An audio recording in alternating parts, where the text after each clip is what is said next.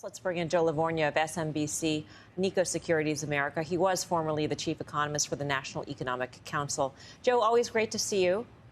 Thank you. If the Fed's inflation target really is 2% and remains 2%, does that mean that we have to have a recession?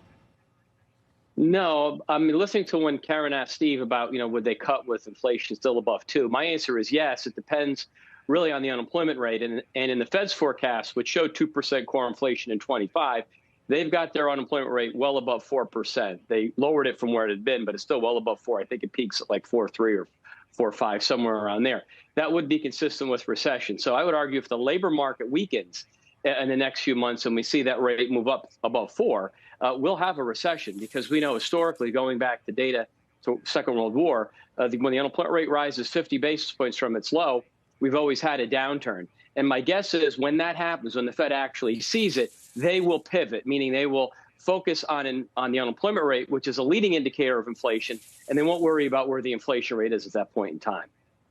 So it sounds like you think there will be a recession, but then in response to recession, the Fed will quickly pivot. So that brings into the picture a rate cut, if pivot means cut, this year. Yes. Yes. I mean, I remember in 07, we at the time thought the economy was very weak. There was excess housing leverage, excess allocation of capital to housing. And the Fed wound up pivoting very quickly, basically within 3 days in August of 07. They wound up cutting 100 basis points for the year. So again, this is the if the labor market breaks, and we'll get some data tomorrow, Melissa, that cover claims for the survey week, and they've been edging up, very gradual, but edging up.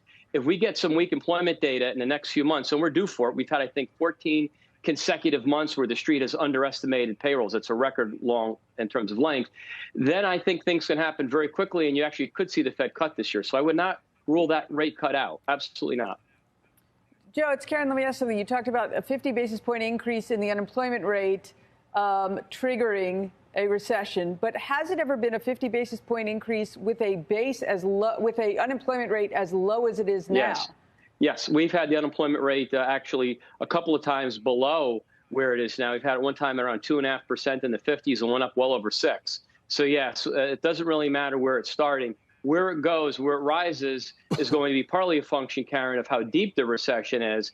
And the reality is, whenever the next recession happens, we really have no idea if it's going to be deep or shallow. This notion it's going to be shallow, I'm not sure what it's predicated on. We thought when the economy, I say we collectively, when the recession hit in 08, it was going to be shallow. In fact, the economy even grew almost 2.5% in the second quarter of 08. Whether it's shallow or not will depend in part on what the Fed reaction function is to the economy at that time. And my guess is with the election next year and fiscal policy as messy as it is right now, you're going to get no fiscal relief. So when it comes, it could be a deep recession. Joe, you're unlike many economists, and meaning you're cool because you like Van Halen. But most economists aren't able to predict or even get out there and predict where the economy is going. Why I connected these two, I just wanted to point out that I met you at a Van Halen concert once, serendipitously. I do love Van Halen. I would say I wouldn't like. I'd say I love.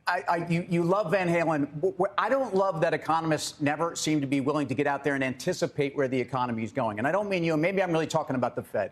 If we all know that labor is going to slow, we all know the economy is slowing, why can't the Fed say, I think the economy is going to be here in 6 months, so I'll take policy there right now? Why are we so data dependent? Why are we waiting on a lag we all know is there?